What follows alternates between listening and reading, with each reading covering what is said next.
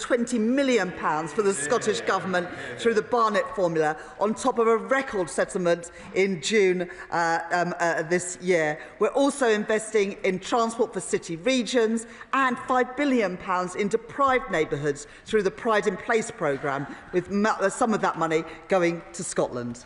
Thank you, Mr Speaker. I welcome the fantastic news that Edinburgh and South East Scotland will receive £37.8 million from the new Local Growth Fund supporting infrastructure, business support and skills development. However, I hear consistently from businesses that they struggle to recruit people with the skill sets needed to grow their operations and fuel economic growth. So can the Chancellor set out how this investment will reach beyond the cities to tackle the acute skills shortages in my constituency of Bathgate and Linlithgow? Thank you, Mr Speaker. I thank my honourable friend for that question and her commitment to her constituency. It's right that the money is allocated through the regional economic partnerships in Scotland, and I have absolutely no doubt that my honourable friend will make the case for her local area. These regional economic partnerships have already worked together to deliver the integrated regional employability and skills programme in Edinburgh and South East Scotland, including helping people in her Bathgate and Linlithgow constituency. Thank you, Mr Speaker. Ministers will be all too aware of my campaign to unlock improvements at Moor Farm Roundabout, as it currently holds back growth across the North East and causes misery to local people on a daily basis. Now, the Government has rightly taken steps to ensure that my region gets its fair share of investment for changes to the Green Book and place-based business cases.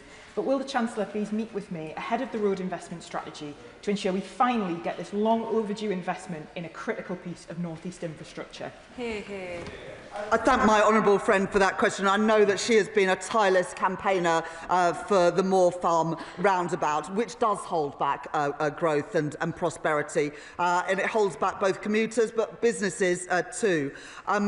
I will continue to work with her, and I know that the roundabout is now being properly considered for inclusion in the road investment strategy, and I'm happy to meet with her to discuss that further. Glenn Stewart. Thank you, Mr Speaker. The Ayrshire Growth Deal was allocated £103 million of UK Government funds. This has potential to make a real difference to our economic prospects. Despite clear potential, the delivery on the ground remains far too slow in turning round real progress. What action can the UK Government take to drive momentum, sharpen the strategic direction of the deal and ensure Ayrshire finally sees the benefits of this investment? Hear, hear. I thank my honourable friend for her question. This Labour Government is investing over £250 million in economic development and regeneration in Ayrshire, including through their Ayrshire Growth deal, but not just through that deal. My colleague is a great champion of Ayrshire, and I look forward to working with my honourable friend and also with my good friend Anna Sawa in the months and years ahead to deliver for the people of Ayrshire and right across Scotland. Christine Jardine. Thank you very much, Mr Speaker. There's a report this morning from the Jobs Foundation which says that the energy sector in the north east of Scotland is on a cliff edge. Robert Gordons have estimated that 400 jobs will be lost every week. Given the importance of that sector, not just to Aberdeen or to Edinburgh West, but to the Scottish and the UK economy, will the Chancellor think about providing the regional development support that the Scottish Government is failing to do? I thank the Honourable Lady for that question, and at the budget we published the North Sea oil and gas plan, and also announced the end of the energy profits levy at the end of this Parliament, giving certainty that the levy introduced by the previous government will come to an end. At the same time, we're supporting the transition to new jobs in new industries right across Scotland, including in Aberdeenshire, because the opportunities to transition to jobs in clean energy are very real, and we need to make sure that those jobs come to Scotland. Gregory Campbell. Mr Speaker, I know the Chancellor would say that the Northern Ireland budget was one that was an exceptionally good one, but would she agree with me that particularly in three instances, policing, education and health, there are extreme circumstances pertaining at the moment? Will she at least get into some discussions with the First and Deputy First Minister in Northern Ireland to see what can be done to alleviate the problems that are coming towards us? My right honourable friends, the Northern Ireland Secretary and also the Chief Secretary to the Treasury, are in discussions with the Northern Ireland Executive on some of those additional pressures that they are facing at the moment. We're working through those plans and we'll have more to say on that shortly. Kelly Chand. Thank you, Mr. Speaker. Regional funding must not come at the expense of local authority funding, and all devolved funding must recognise the realities in the places where funding is needed. And yet, under the so-called Fair Funding Review, Herefordshire Council is going to see a reduction to 78% of current levels of UK central government funding in just 3 years. And the government has removed the remoteness adjustment for anything except social care. But of course, rurality matters for bin collections and school transport, all other aspects. So will the Chancellor look again at the Fair Funding Review, which is unfair for so many places like Herefordshire, review that and ensure that remoteness is properly adjusted for in the calculation? My understanding is that MHCLG are still consulting on this, so the Honourable Lady and other colleagues will have a chance to feed into that consultation. But in the spending review, we put an extra £600 million into supporting local authorities after the years of austerity under the Conservative government. And whilst the previous Conservative Prime Minister said that he would take money away from poorer areas and give it to Tunbridge Wells, we are indeed investing more fairly in other areas that need it most. Rachel Ford. Question number 3, please, Mr. Speaker. Minister. With permission, Mr. Speaker, I should like to answer this question together with number 4, 9, 10, 14 and 16. There have been a number of questions on this topic, Mr. Speaker, and I'm sure there'll be more later today, as I will be making a statement to the House this afternoon on a package of support in relation to business rates with a particular focus on pubs. As previously announced, Mr. Speaker, we're introducing a support package worth £4.3 billion to support ratepayers seeing increases in their business rates bills. Ford. Thank you, Mr. Speaker. Joanna Watson runs hotels in Sidmouth, the Elizabeth Hotel and the Kingswood Hotel, and she is essentially facing a 20% rise in her business rate costs. Joanna's bills don't reflect what she actually earns. They stay high all year round, even though there are months like these in winter when income completely collapses. The government legislated for a 20p reduction in the business rates multiplier for hospitality, and that created an expectation that it would be used. And I hear the Minister saying he will make a statement this afternoon. Will he also consider the plight of hotels, such as those in Sidmouth? Yeah.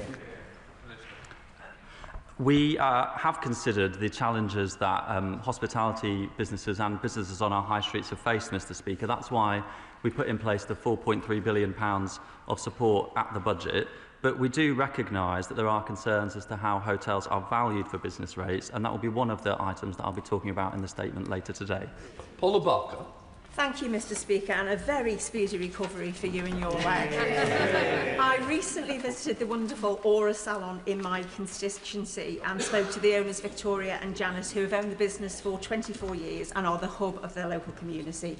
They've invested and trained numerous young hairstylists and now find that their business rates and VAT is crippling them, meaning they can no longer take on apprenticeships.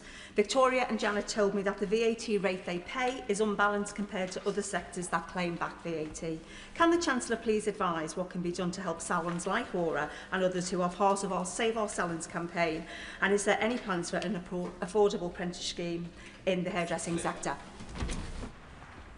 I thank my honourable friend for the work that she is doing to champion salons and the beauty industry in her constituency and elsewhere. She raises the issue of VAT, and she will know that VAT is a broad-based tax, and in fact it's our third largest revenue raiser, raising £180 billion last year, and that's vital revenue that pays for our public services. There are, of course, lots of issues in relation to VAT and the differential treatment depending on how salons decide to set themselves up and pay their employees. These are important issues. And, of course, in the usual way, we will consider tax changes in the run-up to future budgets. Sir John Whittingham. Number 9. We're linked. Can I ask the Minister, I recently visited the Ship Inn in Burnham-on-Crouch, which has a few hotel rooms, as well as Peabury's, a tea shop in the High Street. Both are looking at existential threats as a result of business rates. So can he say whether the package he is going to be announcing later is going to benefit them as well? To the honourable member, I would say that I don't think Mr Speaker would like me to preempt the package and the announcements that will be made later today, what is or isn't in it. But the honourable member has given me the opportunity to reiterate the fact that at the budget, for the first time, we have implemented differential rates of tax, differential multipliers, meaning that the smallest high street businesses now pay meaning that the largest businesses now pay 33% more than the smallest high street businesses in terms of their tax rate. That is a big differential that wasn't there before and that now is because of the big reforms that we made at the budget. Thank you, Mr Speaker. In my Oxfordshire constituency of Didcot and Wantage, pubs including the Fox Inn in Denchworth, the White Hart in Harwell and the Fox and Hounds in Uffington are vital to their village communities, yet they face significant business rate increases from April. Now, given that the Chief Executive of the Valuation Office Agency told the Treasury Select Committee that ahead of the budget, the VOA warned that over 5,000 pubs will see their business rates double, can the Minister tell the House why they decided to press on and create such uncertainty for our hospitality sector in the budget? Mr Speaker, the government will have more to say a bit later today when it comes to pubs and the support that this government can provide for them. I would say, though, that because we knew that the revaluations were being implemented from the 1st of April, that's precisely why we came forward with a significant package of support for all businesses across the economy, and we introduced some significant reforms to lower the multipliers for businesses like the pubs that he mentions in his constituency. Mohammed. Thank you, Mr Speaker. In Sheffield Central, businesses continue to face disproportionately higher pressures, with ever-increasing running costs that are stacking up and a drop in footfall. Businesses like the Gamers Guide Cafe and the Durham Rainbow Pub tell me that they need much more to be able to survive the dip in foot traffic. So can the Minister set out how he is reducing pressures on high street cafes and pubs, and will he consider targeted relief to ensure viability for the hospitality businesses? I thank my honourable friend for her question and for the representation she provides for her businesses and constituents in Sheffield. One of the important things to note about the business rate system is that there are many, many businesses on our high streets, many smaller businesses, who pay no business rates at all. 1 in 3 businesses continue to benefit from small business rates relieved, and an additional 85,000 benefit from reduced bills as this tapers. And one thing that we announced at the budget I think will be really helpful for small and independent businesses is that we've announced an additional 2 years of small business rates relief for those that are expanding into a second property to support them to be able to grow and to expand. Thank you, Mr Speaker. Chelmsford has a vibrant nighttime economy. Just last Sunday, I spent the evening at a fabulous local music venue called Hotbox, right in the heart of my constituency. Venues such as Hotbox represent important cultural and social spaces for smaller cities like mine, but many are now at risk due to government recent changes to the business rate system. New analysis puts the average increase in the hospitality business rates bill in Chelmsford at nearly £23,000 over 3 years. For many, that's impossible to absorb. Another family-run business in Chelmsford that's been going for 25 years will see their monthly rates more than double from April. They've said they will simply have to close their doors if this goes ahead, resulting in 40 people losing their jobs. So will the government implement the 20p discount it has already legislated for and let all businesses in retail, leisure and hospitality get the support they need? I have got the idea, Mr Speaker, and the key thing to note here, Mr Speaker, is that there is a significant difference between the change in the rateable value and the change in the business rates. This year, we have stepped in to cap the increases for bills at £800 for those coming into the system for the first time, or for most high street businesses, the increase will be 15%. The very largest will see increases of 30%. Mr Speaker, that's the steps we have taken. When the Liberal Democrats were in government, they chose to increase VAT on businesses up and down the country. That's from West. Thank you very much, Mr Speaker, and could I wish you a speedy recovery. Could the Minister say something about music recording studios, the church recording studio where Annie Lennox recorded Sweet Dreams Are Made of This? Could he give me a sweet dream this evening and tell me that my music recording studio is going to be fine? Mr. Speaker, I am very fond of my constituency neighbour in Barnet, who has the privilege of sharing a part of Barnet with me in terms of her parliamentary representation. There will be news this afternoon, I'm just trying to find my words, Mr. Speaker.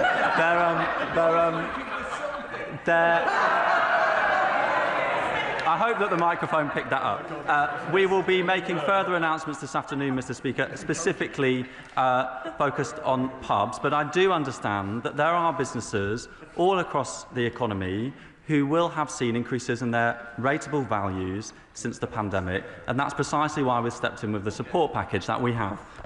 Well, Rivers. Here's another one. What assessment has the Minister made on the impact of high street, the really small independent bookshops? This is the year of reading. We want them to stay open, not close. I thank my honourable friend for her question. The really small bookshops up and down the country, many of them will not be paying any business rates at all because they will be in receipt of small business rates relief. Of course, there will be some in some parts of the country that will have seen either their rateable values increase or because of the government's decision to slowly wind down the temporary pandemic support that will see an increase in their bills, but we're capping those increases this year and in subsequent years in order that that transition can be manageable for those businesses, because of course we want to support bookshops on our high streets. They are incredibly important, along with all the other high street retailers, Mr. Speaker, up and down the country. James Wilde, Shadow Minister. Thank you very much, Mr. Speaker. The Chancellor promised hospitality firms she would lower their taxes, but her business rate raid is hammering every town, village, city and high street. And this is not just an attack on pubs, it's hotels, cafes, music venues and many more that are being hit. It's 2 months since the budget caused huge worry for these businesses, and we await details of this latest U-turn. But the key question is, does the Chancellor get it? Does she get that it's not just pubs, it's hospitality, leisure and retail businesses that need support because of her terrible choices? Mr. Speaker, members opposite do not get it, because when they were in government, they set out plans, Mr. Speaker, to remove the temporary pandemic rates relief overnight in 2025. That would have been an increase in business rate bills overnight for businesses on the high street of 300%. We have taken a different and fairer and more proportional approach, phasing out the pandemic relief over a slower time period and extending it into this year too. Daisy Cooper, Liberal Democrat spokesperson. Thank you, Mr. Speaker, and wishing you a speedy recovery. We know that pubs have been badly hit by these business rates changes, but it's businesses right across retail, hospitality and leisure that have made investment decisions and hiring decisions based on the expectation raised by this government that they would get a full 20p discount on their business rate multiplier. Mr. Speaker, it is these businesses, music venues, restaurants, soft play centres, hotels that are the high street shops that communities most love. Do ministers accept that anything less than the full 20p discount for retail, hospitality and leisure will leave the 3 to 5 year business plans of these high street businesses in total disarray?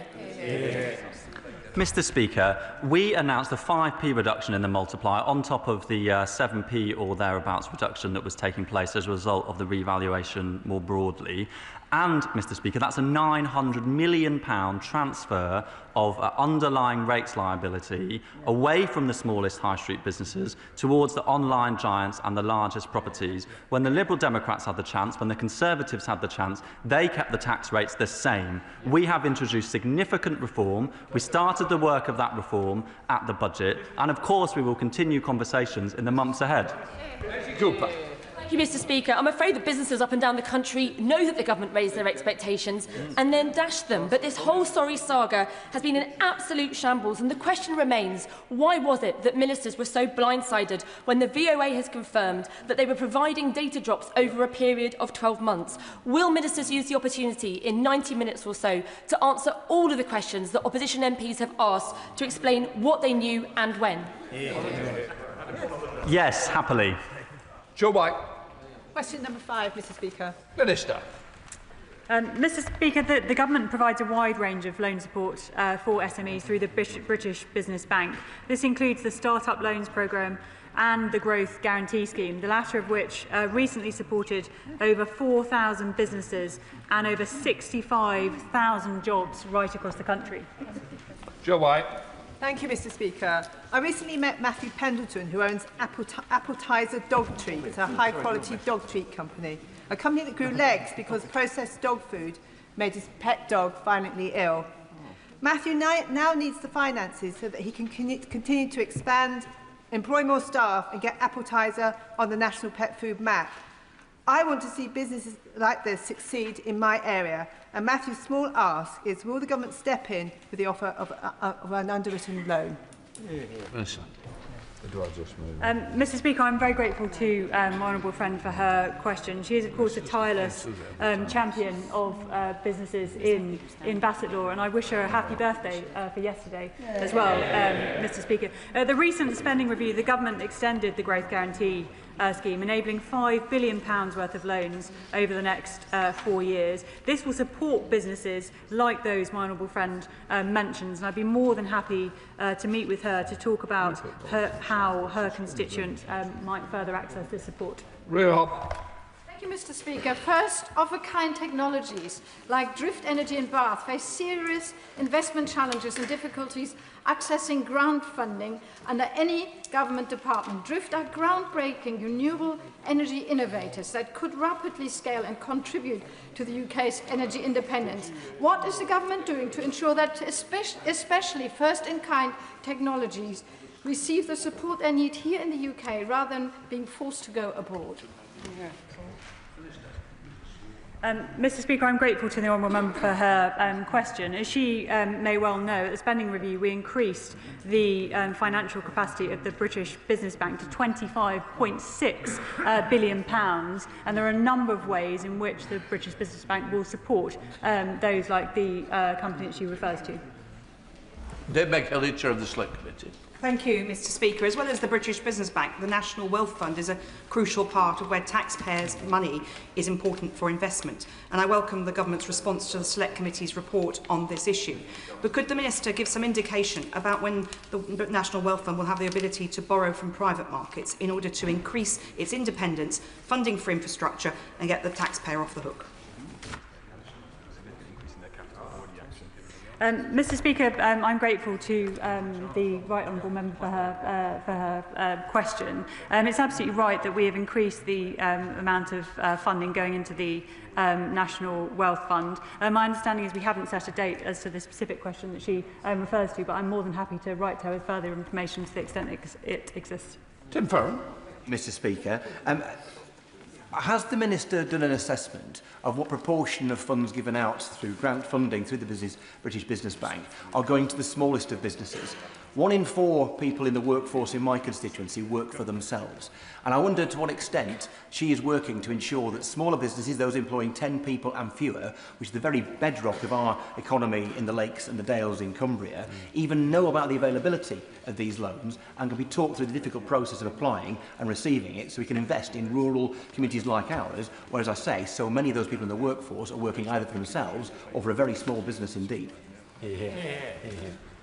Mr Speaker, the Government's policies vis-à-vis businesses as a whole support businesses like the ones that the honourable member refers to in a whole range of ways. But as to specifically businesses in his area, I can tell him that the Growth Guarantee Scheme, in relation to the businesses that it supported recently, 80% of that deployment was outside London. Lord Murphy. Question number 7, Mr Speaker. Minister. Thank you, Mr Speaker. Rising living standards are the ultimate goal of economic policy, and living standards are rising after the unprecedented fall seen during the last Parliament. Specifically on my honourable friend's question, the latest data shows that the average person's real disposable income is £800 higher than in the final year of the last Parliament. Murphy. I thank the Minister for his answer. As he says, the last Parliament was the worst on record for living standards. So my constituents, many of whom the cost of living is the #1 issue, welcome the action to freeze rail fares delivering £350 on average, £150 off energy bills, and the groundbreaking commitment today to cap ground rent, which I know we will be hearing about later today. But will the Minister confirm that this government will continue to strain every sinew, clear every obstacle and use the power of government to cut the cost of living and raise living standards for my constituents over the course of this Parliament? Well, my honourable friend is a powerful campaigner on this issue, consistently week after week, raising the issue of living standards for people in Basingstoke. And he's also particularly right to highlight the key role of energy bills in this. The budget took levies off energy bills to save families £150 on average next year. And this is part of wider measures that will directly cut inflation by 0.4 percentage points, further supporting living standards by making it easier for banks to cut mortgage rates and giving businesses the confidence to invest. Energy bills cut, ground rents capped. Change promised and change delivered. Oh, Jim Chan. Mr. Speaker, can I thank the Minister very much for that answer. Can I ask the Minister what assessment that the Minister and Government has made of the recent trends in household living standards across the United Kingdom, but in discussion with the Minister relevant in Northern Ireland, and what steps his department can take to, in conjunction with those regional administrations, to ensure that the Executive in Northern Ireland can support households facing rising costs? I know the Minister has got lots of answers. Give us an answer on this one, please. We always give the honourable member an answer, and I mean always. They have been every single one of these sessions. Government ministers spend a lot of time, particularly the Northern Ireland office, speaking to ministers in Northern Ireland, because he's absolutely right to say that the cost of living crisis is not one that has affected just one part of the United Kingdom, it's all parts of the United Kingdom. And just as one example, the 6 interest rate cuts we've seen since the general election have already made a big difference to those coming up to renew their mortgages in Northern Ireland. Richard for the Shadow Minister. Thank you, Mr. Speaker. Persistently high inflation and fears that things will get tougher for their children are top issues for the British public. But the OBR's assessment of Labour's plans was, quote, growth in real household disposable income is projected to fall to around 0.25% per annum, well below the last decade's average. Minister, why is the sum of all this government's economic policies condemning the British public to such a despairing prospect? Thank you, Mr. Speaker. That is what is called leading with your chin. The MPs opposite were in power in the last Parliament, which saw living standards fall by 2.9%. They have already risen under this government by 1.5%, because we are turning around their mess day after day after day. Deb Robertson. Thank you, Mr. Speaker. Question number 8, please. Minister. With permission, Mr. Speaker, I would like to answer this question with question number 22. Mr. Speaker, investment in our railways is a crucial part of our plan to unlock economic growth in every nation and region of the UK. Just earlier this month, my right honourable friend the Chancellor announced our plans for Northern Powerhouse Rail. This transformational programme is backed by up to £45 billion of investment in the long term, which will be key for unlocking economic potential across the north. Deb Robertson. Thank you, Mr. Speaker.